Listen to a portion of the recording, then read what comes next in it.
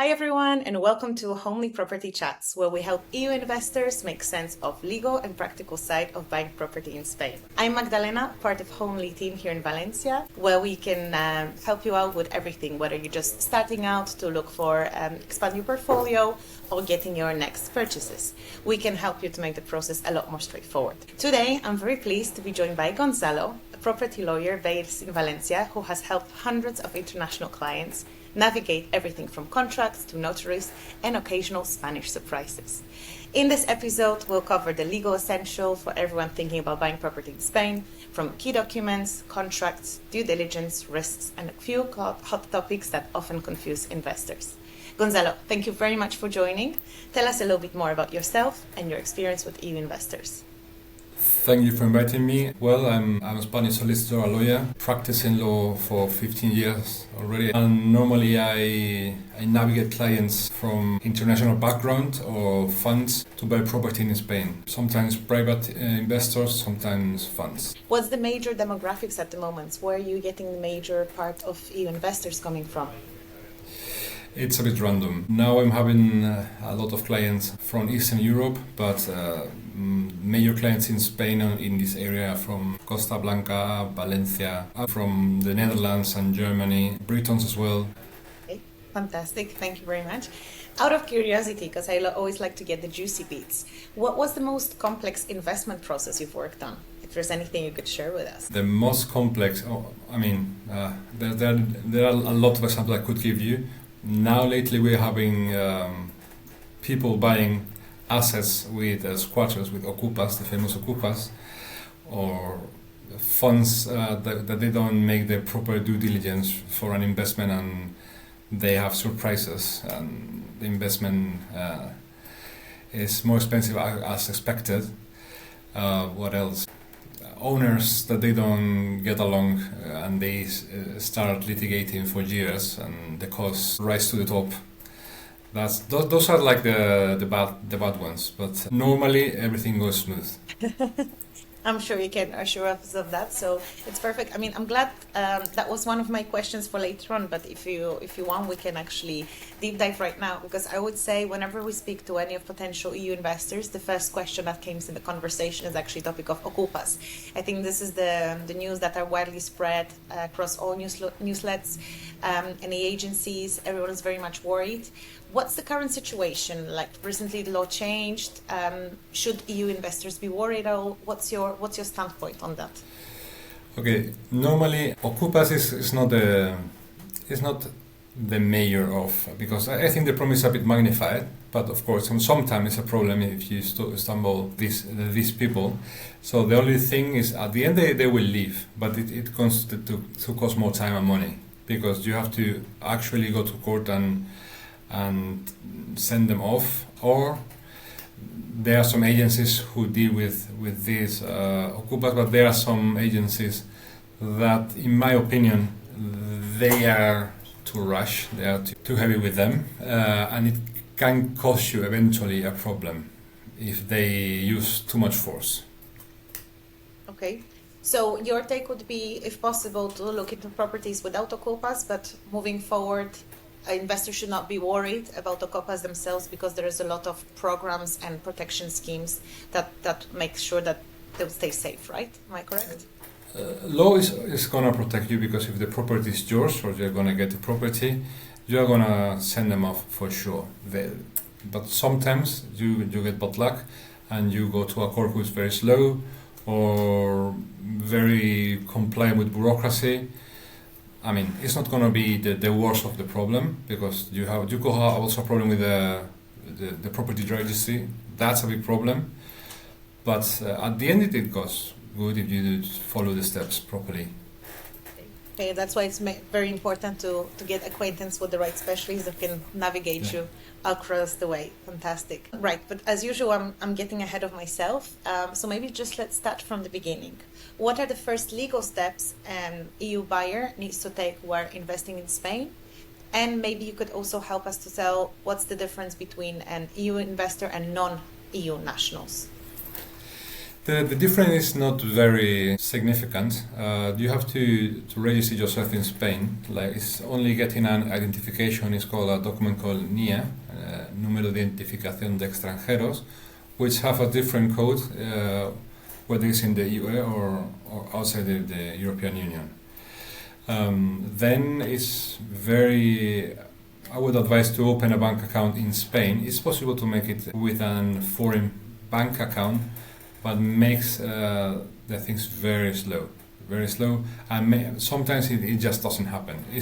It's quicker if you open a bank account in Spain in a major bank, and we have contacts with banks who ease the solution, I would say, in a very short time, if you know the right people. I would also check the property. That's very important. I mean, I would spend some euros on making a small due diligence on the property, just to check that who the property is, if there's some scissor in this property, or who the owners are. That kind of things makes the operation way easier. Okay, fantastic. So we have, just to as a summary, so we have the process of obtaining the NIE, opening the bank account, and then I would imagine also working with the lawyer, navigating you through the due diligence. This is not obligatory, but if I am advising in a purchase or any kind of operation, I would say that we have to take these steps, because if we don't follow like a minimal diligence in the operation, there's going to be problem for sure. Bad contracts, bad owners, bad registry. A small thing, it could lead you to 6 months, 1 year of delay. Wow. Okay. And what exactly you as a lawyer would check before making sure the buyer transfers deposit and signs anything? That the property is from the owner they say it is. Mm-hmm. Because it happened to me that somebody was selling me a property and he wasn't the owner. This is a no-go. It happens. You think this is like impossible, but it happens. It happens. Or for instance, when the ownership is among several people and not all of them are agreeing to sell the property, this is also a problem, and the process is different. You might have to litigate this, or you might reach an agreement with the others. That's important to say. Okay. How are you checking that? Is it from the land registry? What are the documents Exactly. you're obtaining? Yes? Yes, we make a thorough investigation through the land registry, and we check it personally with the owners, and we, if we have the opportunity, we check the former contracts to check everything is in a good shape. Okay, great. Would you be able also to tell me a bit more, because sometimes we get these questions, people are trying to translate Contrato de Arras. What does it entails, and at what point it's being signed? Okay, this is like a security, not a security. It's a contract. You ensure that in the future you are gonna make a full purchase of the property. So it's like a deposit, but it's not a deposit. It's like a technicality that we use in the Spanish law, very similar to others in Roman countries. And you don't need to do it, but I think 90% of my operations have Contrato de Arras. Okay. Is there anything in particular that, again, buyers should be looking in this Contrato de Arras, should not overlook, should check? Yes, I mean, you normally think, foreign investors think that this is like a normal deposit country. It's not contract. If you don't pay the money you are requested to pay before a date, you can lose that money. But on the other side, if the property doesn't want to sell you the property as agreed, they have to double the amount you deposit. That's important. But it's a security. It's very useful to have, and we litigate a lot if this has been overlooked. Thank you for covering that. Okay, let's move on maybe to some hot topics. So we've already discussed the Okupas, and we said from your side that there's not so much to worry about, especially if you're in the right hands. What about purchasing the property that is currently rent out? Sometimes potential investors come out to us saying that they've seen an opportunity, but they have renters there with the contracts until end of 2026. Is it risky or not? What's your take on that from the legal standpoint? Is it risky? But I mean, you have the tools to. That's one of the points you have to we check beforehand.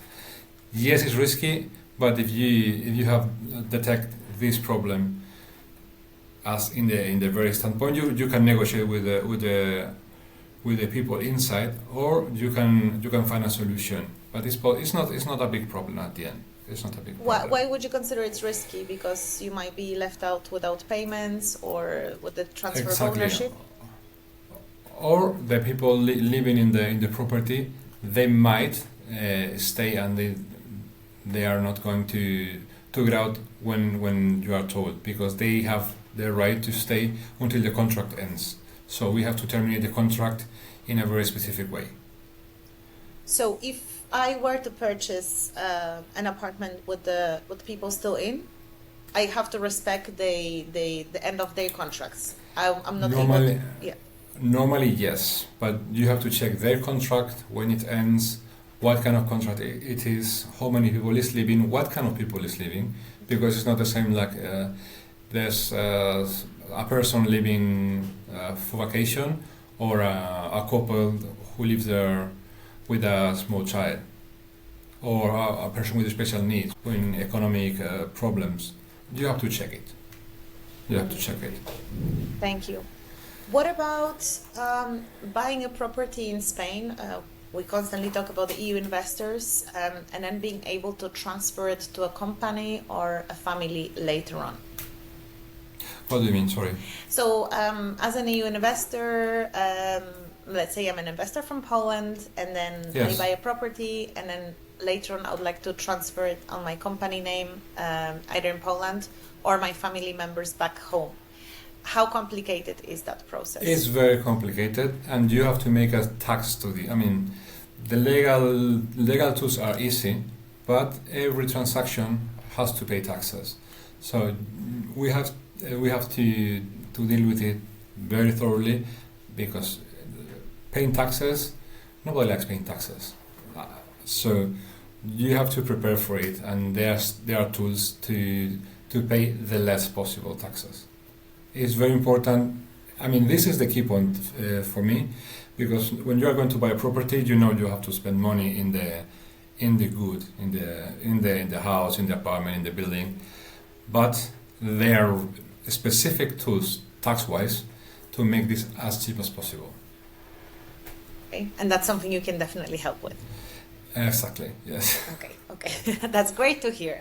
That's very important. Okay, what we've been just talking about the taxes. Sometimes also, I don't know if there's anything you can share out of curiosity for the investors coming from outside of EU when they're moving funds and paying taxes. So, for example, if they sell their property back home and then reinvesting that money, if there's also support on taxes that you could help with, for example, to managing the whole transaction. Is that something you could also specialize in? Yes, I mean, not me as a person we do in team, because I'm not the best specialist in tax. I know my stuff, but depending, every case is different. Every case is different, and especially business to business. That's which is very common lately. That is important, and of course, if the transaction it's made within the European Union or outside. At the end, you have to check case by case. There's like, I wouldn't say there's like a standard operation. Every operation is different from one another, of course. Okay. But the good thing is, if there's a problem, there's a solution. It's Yes, just that absolutely. being able Yes. to work with the right people. Great. I just have a couple more questions, Gonzalo. We see more and more announcement lately, especially with the premium locations, with bare ownership, propiedad nuda. Yeah. How risky you consider that? How often you see these transactions actually coming to life for the EU or foreign investors? What's your take on the whole concept? Okay, this happens seldom, but it happens. And if again, we have to go to the due diligence and check how their property is. It costs more money, of course. You have to spend, but at the end, it's cheaper to make a study, a due diligence of what you're going to do than litigating. Litigating is very expensive. And as myself, as a litigator, I tell you, okay, if you're going to do your way, I'm going to earn more money. Period. But of course, we have to be honest with our clients and say they spend a bit money in the beginning and you're going to pay it later. Absolutely, for sure. But just for the context, right? What's your understanding how to easily explain to people listening to us what is this bare ownership concept in Spain? Because I don't think it's that popular in other countries right now. It happens in other jurisdictions, but in Spain we happen to see it a bit more often, and this means that you could be the owner of the property, but you don't have the right to sell it, or your rights are limited. There are several rights that are restricted, and you at the end you end being the owner, but you can do anything with it. So which is a bit illogical, but it is that way. But that's the case, for example, if there is a person without family members, let's say, for inheritance reasons, decides to stay in the property until the death, and then Yes. the purchase price is much more accessible for those buying it, Exactly. but they don't know how long for until they'll be acquiring the rights to actually. Okay, you have to study it. Normally that's the case. So you have a family who inherits a property, but the widow is still living in the apartment. That's the biggest example. So this is not written in stone. You can negotiate it. Maybe if you make numbers, it's possible to find a solution. Again, you have to study what can be done. Negotiating is key here, depending what kind of property it is, or how many members in the family there are, or how old the persons living they are, what the chances are. So there's a lot of things to say here. Well, sometimes they can surprise you and live 110 years, since Spain is one of the best countries to live. Yes. The highest longevity, so I think that's also one of the risks. Yes. Great. Well, thank you for your take on that. And maybe just the final questions on this another hot topic we see in the international news. Tourist rentals and licenses. We see everywhere that Spain is starting a war with Airbnb, with Booking, and obviously it impacts investors that are considering the tourist rental opportunities. What are your takes, especially on the limits that Spain is doing? Is it still a viable way of investing? How do you see the close future in Spain on what's happening legally right now? Like, what's your take on how we're progressing in Spain with limiting the tourist rentals, and how do you think it can develop in the nearest future? Okay, I tell you what I see. I see that I have clients that are still buying property. Full buildings, apartments, they're still doing it. There's also a lot, it's not very clear what they are doing, because they say are limiting it, but I don't see really tight limits. Of course they are. It's not like the most free market in the world, but at the end, I think it must be worth it to do it. As I see it, because I have clients with a really professional background in real estate and ownership, and they are still buying product. They are still buying property. So I think it's a bit of propaganda. It's a bit of propaganda. Of course, in my opinion, it could be more free to everybody to access to make the business you want. But again, It's propaganda because for locals, sometimes in some locations, to pay the rent is very costly. It's very high, and nationals of other countries with more wealth, they have better access to property than Spaniards itself. That's the thing. Yeah, and I think that's where the process mainly comes from. Yeah. But in your opinion, is Valencia kind of going into footsteps of Catalonia? Or you don't think it's going to evolve that way? Valencia is still more open to foreign investments? No. In popular opinion, nothing is like Catalonia in that way. Catalonia, I don't know, it's under no control. I don't know what happened there. But I think there's a lot of problems altogether. It's not like you cannot pay the rent. It's a cluster of problems. It's not only you cannot pay the rent. It's a really complicated issue. And you, as a Valencian, say that Valencia by no means is going to follow these footsteps, and there's still a lot more openness back in the city. I hope not. That's what can I say. I hope not. Nobody knows the future. I don't think. Again, nothing is like Catalonia regarding this matter. It's a really political topic that I don't want to step in. Okay, no problem. Fully understood and respected.